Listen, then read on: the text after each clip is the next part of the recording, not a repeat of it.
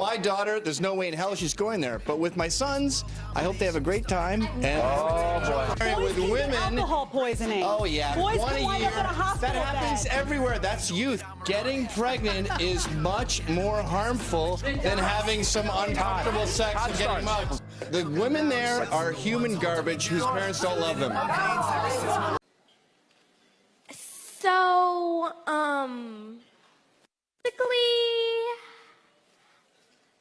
I'm a feminist. Say what? Oh no, she didn't. Mari L just used the F word. Oh! Go Mari! Go Mari! Go Mari! Go Mari! Oh! We're gonna break down this misunderstood little engine that could word for y'all. Give me a beat. So you didn't do anything wrong here? I don't feel like I did, no. I mean, he took, my love and the vows that I made to him when we got married and totally tromped all over that for the first year of our marriage. Disrespected me, disrespected my home, disrespected our marriage. Okay, I understand why you feel justified for putting him in jail. I'm just asking if you ran a red light in putting him in jail. Did you make statements that weren't true?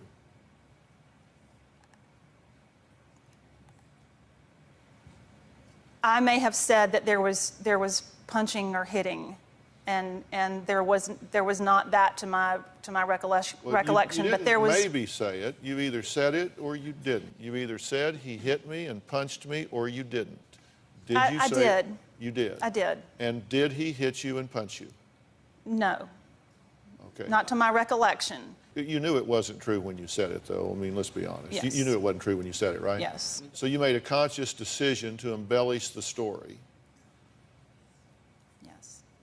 And that's a lie. I'm not saying this isn't the biggest creep in the world and you shouldn't divorce him before dark today. I'm not saying that. And I'm not saying that he's not mentally abusive, emotionally abusive, verbally abusive, and even physically abusive. He may deserve to be under the jail.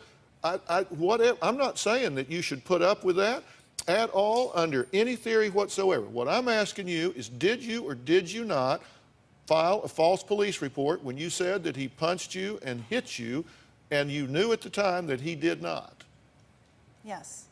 Okay. So this is a long way of coming around to saying, yeah, I lied to the police and got put in jail. Very good evening to you both.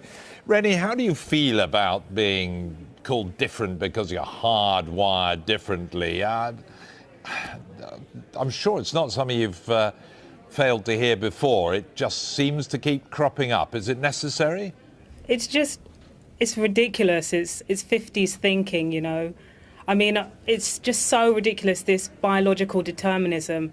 Frankly, you know, interests and talent and, you know, passions for particular topics, subjects, sports, arts, whatever, like, they're not relegated to either gender, but unfortunately, because of some stereotypical thinking, often one gender is encouraged to pursue, you know, a sport or an art more so than the other. And actually, when you look at my colleague at the Telegraph, Radhika Sagani, she wrote a piece just this morning speaking to like young girls who play chess, and actually what she found out is that they're dropping out at the age of 12, probably because, you know, they're not encouraged, or, you know, there's an environment around that's telling them that it's not for them, it's not cool, etc., etc. So, you know, this hardwired brain stuff, like it's retrosexism.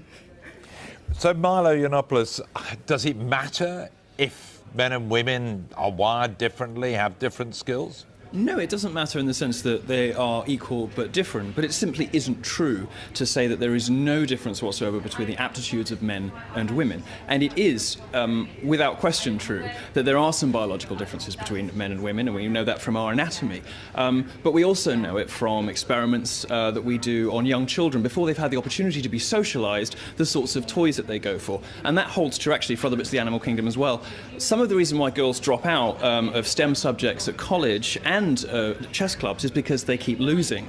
And one of the reasons they keep losing is that it does seem to be the case that chess as a game plays to some of the male intellectual virtues. And when Simon Baron-Cohen talks about these, the way he describes it is men are good at systematizing and women are good at empathizing. And there is some reason to suppose that that may have some basis in biology. It's very trendy these days to say that everything is socially determined, but that's not what the science says. And it's not either what common sense says, because if it were true, these days there would be a lot more representation of women in the sciences, in astrophysics, in philosophy, in mathematics, and in chess, but there isn't. So, Rennie, does that make sense? And does it really matter? I mean, should we just accept that we are slightly different, have different skills, pursue them, or should we all be striving to be as good as each other at everything? It seems really reductive, to be honest with you. I mean, if you look around at your, male and female friends and families, you'll see a vast, a huge, wide variety and diversity in interests and talents and passions, right?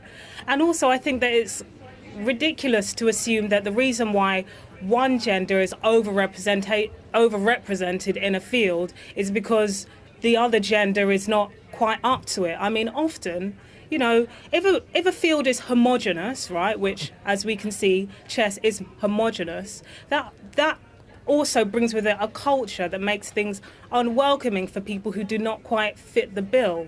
It's almost victim blaming in a way to suggest that the reason why there's an overrepresentation of a particular kind of person is because the other kind of person just isn't quite up to it. It's ridiculous. If that was the case, we don't live in a meritocracy. So it's nice to have these sort of vague, waffly, sort of everyone has varied interests. What the science suggests is that, for example, when it comes to IQ is distributed differently between the sexes. Now, IQ gets a really bad rap because it's not a great indicator of some things. It's said to be sexist, it's said to be biased towards white people, whatever. The point is that it tests, in this case, it tests all of the skills that make you good at chess really well. It's about puzzles, it's about games, exactly the skills that make you good at chess, make you good at IQ. Now, the way that IQ is distributed differently in the sexes is that women tend to cluster around the mean. Women are more likely to have an IQ that is somewhere near the average, whereas men go right to the top or right to the bottom more often, which is why you get great genius male artists and philosophers, but it's also why men fill the prisons, because men seem to occupy more of the ends of the IQ scale. And now IQ is pretty much the best measure we have to predict whether somebody will be good at chess. And what it proves, and what it also proves, is that men and women can talk forever. It's been a pleasure talking to you. I'm gonna introduce to you the biggest, baddest F-word in this house right now. Let me hear you scream for the one and only Jazzy J. It's not a dirty word, though some folks are acting like it be, but a needed word. That means we all deserve equality. Think the word's played out? Sorry, you're mistaken. A better effing world, this effing word is effing naked. Oh! F-E-M-I-N-I-S-T is exactly what we all need to be. 1, 2, break it down, and money. She makes us and he is 77 to his dollar. They got the same job and they work the same hour. I like to say holla to Hollywood. How about some girls behind the camera? Doesn't that sound good? A dude's a lot to say. No. Girls a lot to say. Yes, you want to talk about consent? And clean up this mess is done with actions. Voices, make yourself heard. Don't be a wallflower. Become an F-word. I literally, so confident am I, that they are the most intellectually lazy people on the planet. I wrote them a guide on how to beat me. I tweet it every week.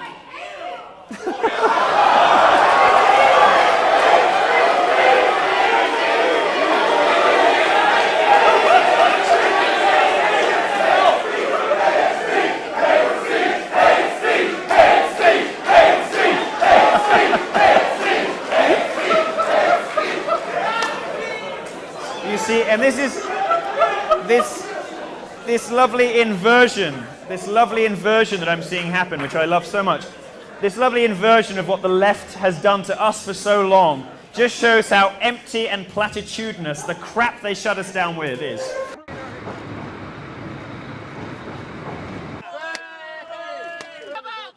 Misogynist man! That's what you're using as an attraction. No,